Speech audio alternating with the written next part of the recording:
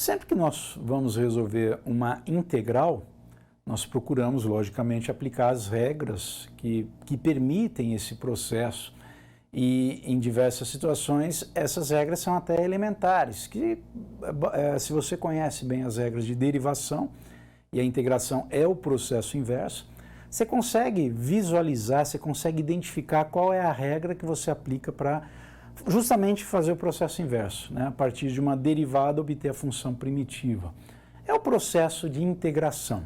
Então, algumas regras de derivação nos permitem justamente obter as regras de integração. Mas nem sempre a gente consegue identificar, dada uma certa função, qual que é a sua integral. Ou seja, qual era aquela função primitiva que, quando derivada, resultou nessa função que nós estamos vendo agora. Até porque você deve se lembrar que, quando você deriva uma soma de funções, a derivada de uma soma é a soma das derivadas. Subtração, a mesma coisa. Mas quando você deriva um produto de funções, uma f vezes uma g, a derivada não é o produto das derivadas. Aí já é uma regra um pouquinho mais complicada. A mesma coisa quando é um quociente, uma f sobre uma g. E aí, quando você tem o resultado dessa derivada e tenta vislumbrar, tenta identificar qual era a função original, você não consegue perceber de pronto, tão prontamente. Por isso que há algumas técnicas de integração, aliás, há diversas, que justamente lidam com situações em que você não consegue aplicar as regras elementares. Precisa de algo a mais do que isso. E o que eu vou apresentar nesse vídeo é uma das mais utilizadas entre essas técnicas, que é a integração por substituição de variável. Ok? Então eu vou mostrar isso através de um exemplo e mostrar também, tentar identificar, dar uma ideia de quais situações eu consigo aplicar ou não essa tal regra da integração por substituição. Então vamos ao nosso slide aqui, que é resolver essa integral x que multiplica e elevado a x ao quadrado mais 1. Primeiro, a gente vai conseguir aplicar esse método quando eu percebo um produto, né, de duas variáveis, de duas funções, que aí seria o x que multiplica a outra função, que é o e elevado a alguma coisa. Só que a derivada de uma faz aparecer a outra. Por exemplo, quando você deriva x ao quadrado mais 1, você tem como resultado 2x. 2x, olha aí, tem o 2 constante, mas tem o x que aparece de fora dessa função e elevado a x ao quadrado mais 1. Então, já é um indicativo de que eu consigo exatamente aplicar o método da substituição. Acontece também quando você tem lá, por exemplo, x ao quadrado que multiplica, abre parênteses. E nos parênteses você tem um polinômio de terceiro grau, que tem lá um x ao cubo, grau máximo. Quando você deriva o x ao cubo, faz aparecer o x ao quadrado, que está fora dessa expressão. Então dá para aplicar esse método, geralmente dá para aplicar esse método da substituição. Agora, como justamente aplicar esse método? Tá? Então o primeiro passo aqui é você fazer a substituição. E aqui a substituição é x ao quadrado mais 1, eu vou trocar e colocar u no lugar. Ah, mas é só trocar e aí fica mais fácil? Mais fácil u do que x ao quadrado mais 1. Mas calma lá. Quando eu faço isso, olha, eu vou reescrever a integral, né? Ela passa a ser x que multiplica e elevado a u, dx. Por enquanto, mais complicou do que simplificou, porque agora eu tenho uma integral, né, em relação a x, dx, tá? Só que nela aparece uma outra variável, além do x, que é a variável u.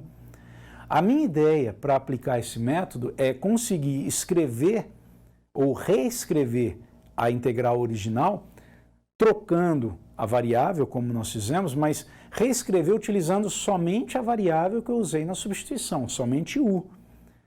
Mas não é só isso. Além de trocar, escrever essa integral em termos de u, fazer com que a expressão que apareça aí seja mais simples do que a original, que eu consiga resolver, por exemplo, aplicando as regras elementares de integral. Tá? Então, fiz a substituição, perfeito, né? Mas ainda não está do jeito que eu quero. Ok, mas perceba o seguinte, se eu derivar o u em relação a x, lembre-se que u é x ao quadrado mais 1. Como é que fica a derivada de 1 em relação a x? É a derivada de x ao quadrado, que é 2x, e a derivada de 1, que é 0. Então, du dx, derivada de 1 em relação a x, é uma notação também bastante utilizada para derivada, né? É igual a 2x. Ótimo. Ainda não me resolveu o problema, porque o que eu estou tentando resolver agora? Na integral x e elevado a u dx, eu tenho que tirar o dx e o x dali. Substituir por u, ou por alguma coisa que dependa de u. Tá?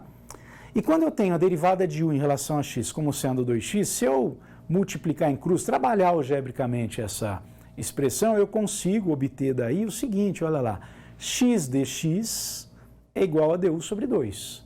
Né? Coloque aí o 2, divida tudo por 2, então aparece du sobre 2 à esquerda, tá? E multiplique por dx, aí vai aparecer x dx à direita.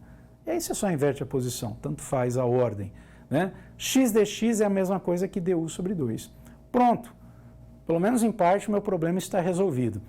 Daquela integral ali acima, x elevado a u dx, eu vou tirar o x dx, porque é tudo multiplicação, e no lugar eu vou colocar du sobre 2. Vai ficar, como mostrado aqui, olha lá, x elevado a u, x e elevado a u dx vai ficar e elevado a u du sobre 2. Então o que eu fiz aí foi tirar dali o x dx e colocar du sobre 2 no lugar. Bom, du sobre 2 ficou meio feio ali, né? Ficou meio esquisito. Mas lembre-se daquela propriedade, já é uma propriedade elementar, que quando eu tenho integral de uma constante multiplicando a parte variável, essa constante pode sair da integral. Olha aqui, fica meio, né, dividido por 2, é 1 meio, 1 sobre 2, integral de e elevado a u du. Pronto, integral da função exponencial, né, e elevado a u, é o próprio e elevado a u. Então é uma função que inclusive facilita a nossa resolução. Tá? Então fica meio integral de e elevado a u du. Então agora nós vamos resolver essa integral em termos de u. Sumiu, não tem mais x, por enquanto, pelo menos. Né?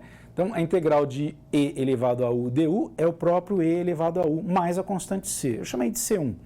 Porque agora eu vou multiplicar, vou distribuir o meio, então fica meio e elevado a u, ou seja, e elevado a u sobre 2, meio que multiplica c1, c1 sobre 2. Troca por c, tanto faz, é só uma questão de troca de nome.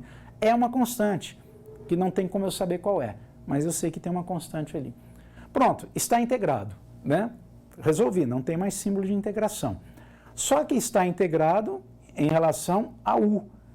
Eu fiz essa substituição para poder justamente aplicar as regras mais elementares, mais básicas e chegar ao resultado final.